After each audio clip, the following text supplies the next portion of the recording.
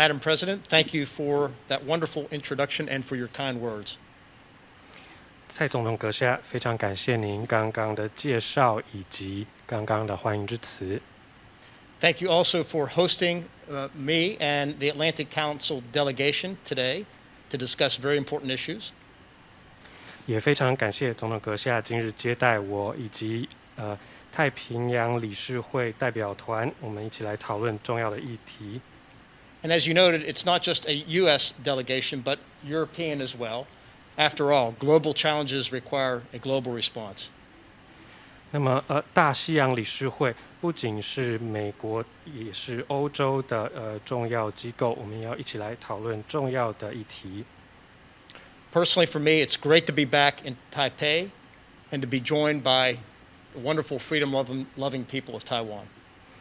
非常高兴再次回到台北，并且来看一看热爱自由的台湾人民。As Secretary of Defense, I made it a priority to make sure that the United States military and our allies were well prepared to deal with this era of great power competition that we are now in. 那么，身为前国防部长，我的任务就是要带领美国以及盟友一起来面临这个世界上重要的局势。Some doubted that such an era exists, but the recent unprovoked and brutal invasion of Ukraine by Russia proves that autocrats continue to exist in this world and present trouble to our democracies. 俄罗斯入侵乌克兰，证明了专制国家持续存在世界上，并且造成极大的问题，并且威胁我们的民主。But the greatest challenge facing the democracies of the West today is not in Russia. It is here in Asia, where China continues to challenge the rule-based international order that threatens freedom-loving peoples throughout the region. 那么，对于民主最大的威胁不是俄罗斯，而是在亚洲。我们看到中国持续破坏以这个法治为基础的全球秩序，威胁所有热爱自由的人民。Taiwan is on the front lines of this epic contest. 台湾是这场战役的前线。The mere existence of a thriving democracy with a robust economy and our freedom-loving people is anathema to everything that the Chinese Communist Party believes. 那么，我们支持拥护民主，则是对抗中国的信念。That is why that in this era it is important that the democracies of the West stand up and defend thriving democracies such as Taiwan against the bullying of your neighbor to the West. 所以现在西方的各个民主国家应该要站出来支持台湾这样子的民主，来面对邻国的威胁。If there's one issue that unites politicians in Washington, D.C., it is the view that China is a strategic challenge for our country and that Taiwan is a good friend that we must support and defend.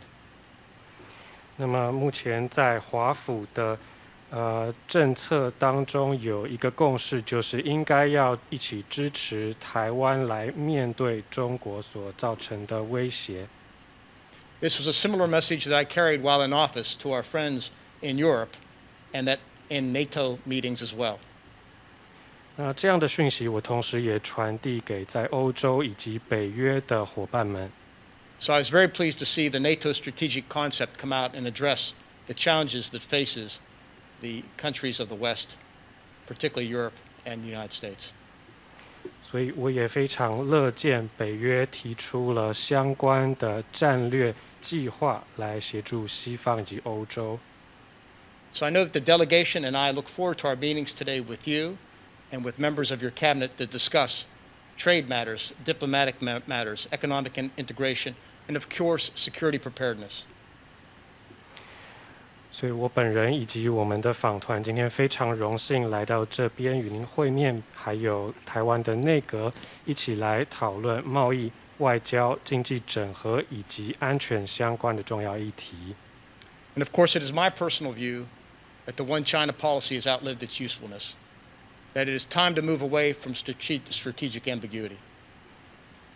那以我个人的观点来讲，我认为一中政策现在已经没有用了，我们应该要远离所谓的战略模糊。I think it's important that we begin that national discussion back in the United States. 我想我们在美国应该要重新有不一样的讨论。But it will help that discussion and help us educate the American people if we can also point to bold decisions being made in Taipei. 那要重新的向我们的国人宣导，并且教育他们一个很好的方式，就是告诉他们台湾在台北所做的这些政策决定。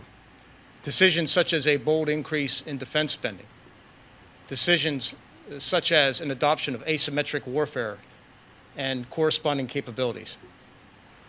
那这些政策包括大胆的提升国防预算，以及增加不对称战力能力等等。Decisions such as lengthening conscription and making it more rigorous. 这也包括延长征兵制兵役的期间， And decisions such as improving reserve mobilization. 以及增强这个后备战力以及动员的能力。It is important that the American people and our leaders in Washington fully see that the Taiwan people are fully committed to standing up to communist China and defending themselves as we, the democracies of the world, stand behind Taiwan. 所以我们一定要让美国的领袖以及政治人物在华府都能够看到台湾人全力支持捍卫自己的民主，而全球的民主阵营也会支持台湾。With that, Madam President, I want to thank you once again for meeting with us today. I want to thank you for your courageous leadership, and I look forward to our discussions this week. Thank you. 蔡总统阁下，再次感谢您今天的接待，我也要特别肯定您勇敢的领导力。那么非常期待我们这次的讨论，谢谢。